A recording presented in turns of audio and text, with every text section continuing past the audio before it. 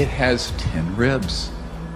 No human has ever lived with 10 ribs. It has 4 skull bones rather than the 6 major ones we have. This is 6 inches tall. The Atacama skeleton was found in this area of Chile. Now, this is an area that the native peoples had reported seeing small people, which they call the Gentiles. It's an interesting term they use for them, for centuries and perhaps millennia. It may be something prosaic, but I don't believe so. And here's why. If you put up the Lockman report, Dr. Ralph Lockman at Stanford University, who's the #1 expert in the world on skeletal dysplasias, which means skeletal abnormalities and genetic syndromes, we went to Barcelona where this little being is stored. We took exact x-rays that he requested from Stanford. He looked at it and he said, well, first of all, there is no form of dwarfism or genetic defect that explains everything it's seen in this being. It has 10 ribs. No human has ever lived with 10 ribs. What he didn't notice, but I will point it out to you, it has 4 skull bones rather than the 6 major ones we have. It's symmetrical. And the epiphyseal plates, if you look at the x-ray, which is the growth plates. You know when you have, the growth plates in a kid and they hurt their leg? The growth plates and the bone density is that of a 6 to 8-year-old. All right, now call me crazy, but I'm just a doctor. But I can tell you, I've taken care of a lot of children that are 6 and 8-year-olds. I've never seen one 6 inches tall. This is 6 inches, 13 centimeters.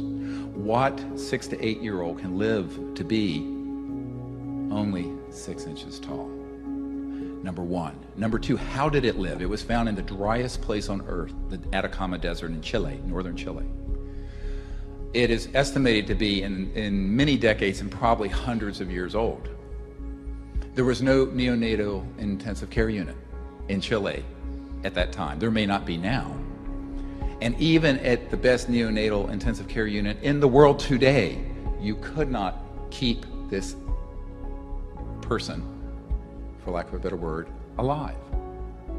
So the question becomes, what is it? The DNA was handed off, along with these images, to Stanford and to Dr. Nolan in October of 2012. And then it seems everything fell apart. Now, you can read these for yourself, where he's basically saying that the chances this is a spontaneous chance mutation are infinitesimally small. And we had discussions where he said, essentially, we don't know what this is, but the chances it could be a mutation from just a singular event in a human embryo are infinitesimal. 1 month later, a $3.2 million grant award, the Teal Award, was granted to Nolan and his lab from the Department of Defense. By the time he began to start running the genetic tests and workups, it seems that he had been told by someone to say it was a deformed human. And that's what you will read in the New York Times and on CNN and the BBC that came out in March.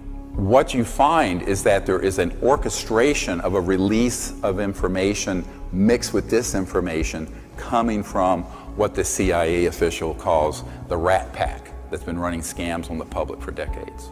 It's very worrisome. And it also means that we are going to have to do this through the alternative media. The interests for secrecy really fall into 3 broad areas. The biggest became the technological and scientific end of this. Once we retrieved, back in the 30s and 40s and 50s, several of these extraterrestrial vehicles and began to study them, we combined that knowledge with knowledge we already had. Because remember, we had some people like T. Townsend Brown and the B-Field Brown effect who were studying anti-gravity quite independent of this issue. back in the 20s, 30s, and 40s. But when their information got combined with studying these spacecraft, they figured out, this is how they're working. And they realized it's the end of oil. It's the end of the need for coal. It's the end of the combustion engine, the internal combustion engine. It's the end of transmission lines for electricity, because the energy that these spaceships are using, what people call UFOs, we don't call them. No one in the business calls them UFOs. They are not unidentified and they don't fly. These objects are extracting energy from the fabric of space, okay? Around, not outer space, but the fabric of space. And in fact, even the early Lockheed and Northrop experimental spaceships that we have built, and we're talking 1950s and 60s, were called flux liners because they were pulling energy from the quantum flux field, what's called the quantum flux field that's in the space in this room. And every cubic centimeter of space, for example, in this room has enough energy to run the Earth for a day. It's a huge amount of energy. And so once this was really figured out by the mid-50s, long time ago, they knew that this would be the end of the oil cartels and the international financial petrodollar system, and a huge amount of the industrialists would then have to change their whole way of operating.